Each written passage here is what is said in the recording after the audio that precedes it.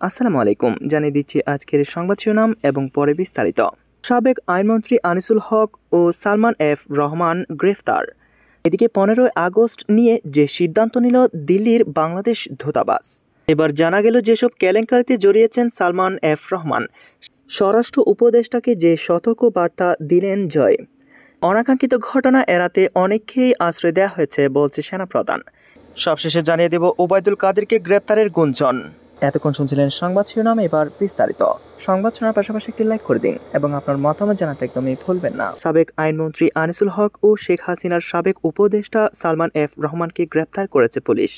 মঙ্গলবার সন্ধ্যায় DMP commissioner Mainul Hasan বিষয়টি নিশ্চিত করেছেন।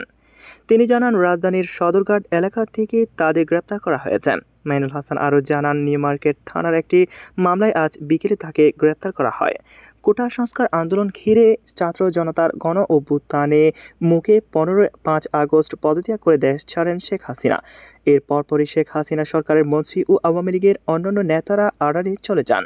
সালমান এফ রহমানের আজ গ্রেপ্তার হওয়ার খবর এলেও ভারতীয় গণমাধ্যমে এর আগে দাবি করা হয়েছিল তিনি শেখ হাসিনার সঙ্গে দেশ ছাড়েন। কোটা সংস্কার আন্দোলন ঘিরে 5 শতাধিক প্রাণহানির ঘটনায় শেখ হাসিনার বিচার চেয়ে আসছে বৈষম্য বিরোধী ছাত্র আন্দোলন। এই আন্দোলনে নির্বিচারে গুলি হত্যার অভিযোগে শেখ হাসিনার বিরুদ্ধে মঙ্গলবার একটি হত্যা মামলাও দায়ের হয়েছে। শেখ হাসিনা ও সাবেক পরিবহন ও সেতুমন্ত্রী ওবায়দুল কাদের সহ 7 জনকে আসামি করা হয়েছে এই মামলায়। এদিকে 15 আগস্ট নিয়ে যে সিদ্ধান্ত নিল দিল্লির বাংলাদেশ দূতাবাস। 1975 সালের 15 আগস্ট স্মরণে প্রতি বছর ওই তারিখে বিশ্বজুড়ে বাংলাদেশের বিভিন্ন দূতাবাস ও মিশনে জাতীয় শোক দিবস পালন করা হয়ে থাকে। ভারতের রাজধানী দিল্লিতে বাংলাদেশ হাই কমিশনের এর ব্যতিক্রম নয়। গত 15 বছর পর্যন্ত সসম্মানে ও সতুজিত মর্যাদায় এই কর্মসূচি যেখানে পালিত হয়ে এসেছে।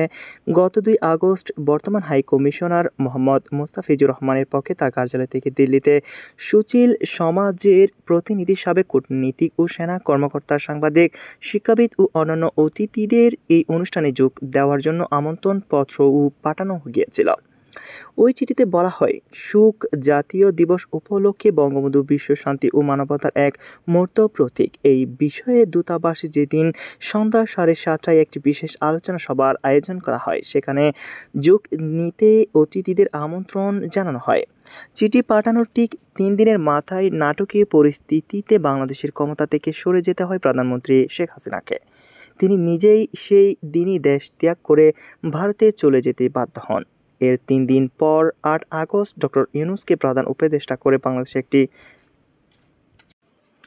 অন্তর্বর্তীকালীন সরকার ক্ষমতায় আসে। এদিকে শেখ হাসিনার দেশ ত্যাগের ঠিক পরদিনই দিল্লিতে বাংলাদেশ দূতাবাসের পক্ষ থেকে অতিথিদের আবারও চিঠি ও ইমেল পাঠিয়ে জানিয়ে দেওয়া হয়, অনিবার্য কারণবশত 15 আগস্ট জাতীয় শোক দিবসের অনুষ্ঠান সূচি স্থগিত করে দেওয়া হচ্ছে। সোমবার রাতে দিল্লির বাংলাদেশ হাই কমিশন সূত্র জানায় দূতাবাস কর্তৃপক্ষ আগামী 15 আগস্ট জাতীয় শোক দিবস পালন করবে কিনা এ ব্যাপারে কোনো সিদ্ধান্ত নেয়নি। তারা ঢাকা থেকে পররাষ্ট্র মন্ত্রণালয়ের নির্দেশের অপেক্ষায় আছে। সেটা এলেই এ ব্যাপারে চূড়ান্ত সিদ্ধান্ত নেওয়া হবে। সালমান এফ রহমানকে গ্রেপ্তার করেছে পুলিশ। মঙ্গলবার নৌপথে পালানোর সময় রাজধানীর সদরঘাট এলাকা থেকে গ্রেপ্তার করা হয়। 2006 থেকে 7 সালে তত্ত্বাবধায়ক সরকারের আমলেও ঋণ খেলাপি সহ নানা অভিযোগে জেলে গিয়েছিলেন সালমান এফ রহমান। এরপর বের হয়ে জড়ান 2010 থেকে 11 সালের শেয়ার বাজার কেলেঙ্কারিতে। এত কিছুর পরও তাকে স্পর্শ করার সাহস হয়নি কারো। তার বিরুদ্ধে সর্বশেষ শিক্ষার্থীদের আন্দোলন চলাকালীন সময়ে ব্যবসায়ীদের জোরপূর্বক গণভবনে নিয়ে প্রধানমন্ত্রীর পাশে আছি বলে বক্তব্য রাখানোর অভিযোগ উঠেছে। মূলত 8 সালে আওয়ামী লীগ সরকারের ক্ষমতায় আসার পর বেপরোয়া হয়ে ওঠেন সালমান এফ রহমান। শিল্প প্রতিষ্ঠানের মালিক, ব্যবসায়ী নেতার পর 2018 সালে এমপি ও টানা 2 বার প্রধানমন্ত্রীর উপদেষ্টা হন। হাজারো ব্যবসায়ীকে পথে বসানো শেয়ার বাজার কেলেঙ্কারিতে এক অবিচ্ছেদ্য নাম সালমান এফ রহমান। 2010 থেকে 11 সালে শেয়ার বাজার ধসের পর এ বিষয়ে একটি তদন্ত কমিটি করা হয়েছিল। কমিটির প্রধান ছিলেন খন্দকার ইব্রাহিম খালেদ। রিপোর্টে তিনি সালমান এফ রহমান থেকে পুঁজি বাজারকে সতর্ক রাখার পরামর্শ দেন। রিপোর্টে পুঁজি বাজারে fixed price, book building, right share, direct listing, সম্পদ পুনর্মূল্যায়ন, রেফারেন্স শেয়ার বাজার সহ সকল ক্ষেত্রে অনিয়ম হয়েছে এবং এর সঙ্গে সালমান এফ রহমানের সংশ্লিষ্টতা পাওয়া যায়। এছাড়া তিনি বিভিন্ন কোম্পানির প্রাইভেট প্লেসমেন্টের বিপুল পরিমাণ অর্থ হাতে নিয়েছে বলে প্রমাণ পায় কমিটি। অথচ এসব অনিয়মের সঙ্গে সালমান এফ রহমান সহ আরও কয়েকজনের নাম জড়িত থাকার প্রমাণ পাওয়া গেলেও তাদের বিরুদ্ধে কোনো ব্যবস্থা নেওয়া হয়নি। সূত্র জানায়, সালমান এফ রহমানের বিভিন্ন অপকর্মের মধ্যে জমি জালিয়াতি অন্যতম। ঢাকার কালিকৈরে সাধারণ মানুষের প্রায় 241 একর জমির জাল দলিল করার মতো প্রতারণার সঙ্গে তিনি জড়িত বলে অভিযোগ আছে। 2000 সালের দিকে বেক্সিমকো গ্রুপের প্রতিষ্ঠান Beximco property development and management লি এসব জমির ভুয়া দলিল নিয়ে আইএফআইসি ব্যাংকে গিয়েছিল বড় অঙ্কের ঋণের জন্য। ব্যাংকের পক্ষ থেকে সংশ্লিষ্ট কর্মকর্তা পরবর্তীতে এসব জমির ব্যাপারে খোঁজ নিতে গিয়ে জানতে পারেন জমিগুলো আসলে ক্রয় হয়নি। জমির মালিকরা আতঙ্কিত হয়ে গাজীপুরের তৎকালীন জেলা প্রশাসকের শরণাপন্ন হলেও তিনি তাদের সাহায্য করেননি। এরপর তারা তৎকালীন ইউএনও এর কাছে গেলে তিনি তাদের প্রয়োজনীয় সহযোগিতার আশ্বাস দেন। ব্যক্তিগতভাবে ইউএনও খোঁজ খবর নিয়ে নিশ্চিত হন যে প্রকৃত মালিকরা বেক্সিমকোর কাছে জমি রেজিস্ট্রি করে দেননি, বরং রেজিস্ট্রি অফিসে ভুয়া মালিক সাজিয়ে এসব দলিল রেজিস্ট্রি করা হয়েছে। এরপর ইউএনও লিখিতভাবে Beximco property development and management লিকে নোটিশ পাঠান। ওই সময় ব্যবসা প্রতিষ্ঠানটি ওই ইউএনওকে নানা লোভ এবং ভয়ভীতি দেখিয়েও ম্যানেজ করতে ব্যর্থ হয়। এক পর্যায়ে ইউএনও নিজে বাদী হয়ে প্রতিষ্ঠানের মালিক সালমান এফ রহমানের বিরুদ্ধে থানায় মামলা করেন। এই জমি জালিয়াতির সঙ্গে সালমান এফ রহমান সরাসরি জড়িত দাবি করে তিনি আর্জির সঙ্গে 108 পৃষ্ঠার তথ্য প্রমাণও জুড়ে দেন। তবে সালমান বা তার প্রতিষ্ঠানে কিছুই হয়নি, বরং শেষ পর্যন্ত বদলি হন সেই ইউএনও। 2006 থেকে 7 সালের দিকে তত্ত্বাবধায়ক সরকারের আমলে দুর্নীতি বিরোধী একটি টাস্ক ফোর্স করা হয়েছিল। টাস্ক ফোর্স বিভিন্ন দেশে অনুসন্ধান চালিয়ে তথ্য বের করেন যে 122 জন রাজনৈতিক নেতা ও আমলা দুর্নীতির মাধ্যমে বিভিন্ন দেশে 45,000 কোটি টাকা পাচার করেছেন। মালয়েশিয়া, কানাডা, সুইজারল্যান্ড, ভারত, চীন, থাইল্যান্ড, দুবাই, অস্ট্রেলিয়া ও সিঙ্গাপুর সহ মোট 17টি দেশে এসব অর্থ পাচার করা হয়েছে।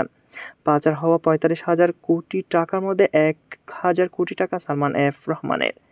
আমেরিকায় রিয়েল এস্টেট ব্যবসার নামে এসব টাকা পাচার করা হয়েছে। স্বরাষ্ট্র উপদেষ্টাকে যে সতর্ক বার্তা দিলেন জয়।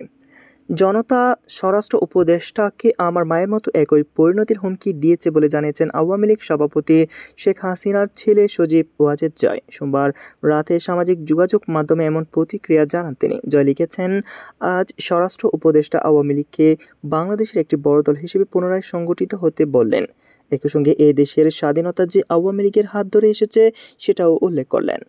তার এই সৎ পরামর্শ কোনোভাবেই মেনে নিতে পারল না সেই একই মব। উল্টো তারা স্বরাষ্ট্র উপদেষ্টাকে আমার মায়ের মতোই পরিণতি ভোগ করতে হবে বলেও হুমকি দিয়েছেন।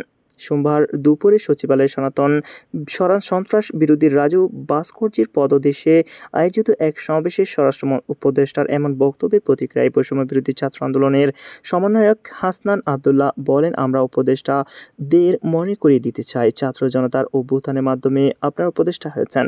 আপনার বক্তব্য দেওয়ার আগে 5 আগস্টের গণভবনের চিত্র মনে রাখবেন। খুনিদের পুনর্বাসনের বিষয়ে সতর্ক করে দিতে চাই, আমরা যেভাবে স্বৈরাচারকে ক্ষমতা থেকে নামিয়েছি ঠিক একইভাবে স্বৈরাচার পুনর্বাসনের চেষ্টাকারীদেরও নামাতে সময় লাগবে না। স্বরাষ্ট্র উপদেষ্টার বক্তব্যে প্রতিক্রিয়ার আরেক সমন্বয়ক সার্জিস আলম বলেন, আমরা আজকে আপনাদের কিছু বিষয়ে সতর্ক করতে এসেছি।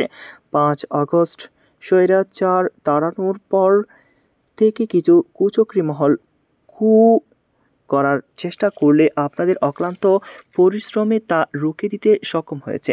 আপনাদের বিপ্লবকে নস্যাৎ করতে কোনো একটি মহল করার ষড়যন্ত্র করছেন। আমরা ছাত্র জনতা তাদের পরিকল্পনা সফল হতে দেব না। অনাকাঙ্ক্ষিত ঘটনা এড়াতে অনেককেই আশ্রয় দেওয়া হয়েছে বলছে সেনাপ্রধান। সেনাবাহিনী প্রধান জেনারেল ওয়াকার জামান বলেছেন, দেশের বর্তমান পরিস্থিতি যাতে বিচার বহির্ভূত বা অনাকাঙ্ক্ষিত কোনো ঘটনা না ঘটে সেটি বিবেচনায় গত সরকারের ক্ষমতাচ্যুত মন্ত্রী বা নেতাদের অনেকে আশ্রয় দিয়েছে সেনাবাহিনী। তবে তাদের বিরুদ্ধে কোনো অভিযোগ থাকলে অবশ্যই বিচারের মুখোমুখি করা যাবে। রাজশাহী সেনানিবাসে মঙ্গলবার বিকেলে সাংবাদিকদের ব্রিফিংকালে তিনি এসব কথা বলেন। এ সময় রাজশাহী বিভাগীয় কমিশনার অতিরিক্ত সচিব ডক্টর দেওয়ান মোহাম্মদ হুমায়ুন কবির, পুলিশদের রাজশাহী রেঞ্জের উপমহাপরিদর্শক আনিসুর রহমান, জেলা প্রশাসক শামীম আহমেদ, জেলার পুলিশ সুপার সাইফুর রহমান সহ ঊর্ধ্বতন সেনা কর্মকর্তারা উপস্থিত ছিলেন। এর আগে আইনশৃঙ্খলা পরিস্থিতি নিয়ে সেনানিবাসে স্থানীয় পুলিশ প্রশাসন ও আইনশৃঙ্খলা রক্ষাকারী বাহিনীর কর্মকর্তাদের সঙ্গে মত বিনিময় করেন সেনা প্রধান জেনারেল ওয়াকারুজ্জামান। সেখানে তিনি রাজশাহী বিভাগের আইনশৃঙ্খলা পরিস্থিতি সম্পর্কে খোঁজখবর নেন, করণীয় সম্পর্কে সংশ্লিষ্টদের প্রয়োজনীয় নির্দেশনাও দেন। এবং ওবায়দুল কাদেরকে গ্রেপ্তারের গুঞ্জন।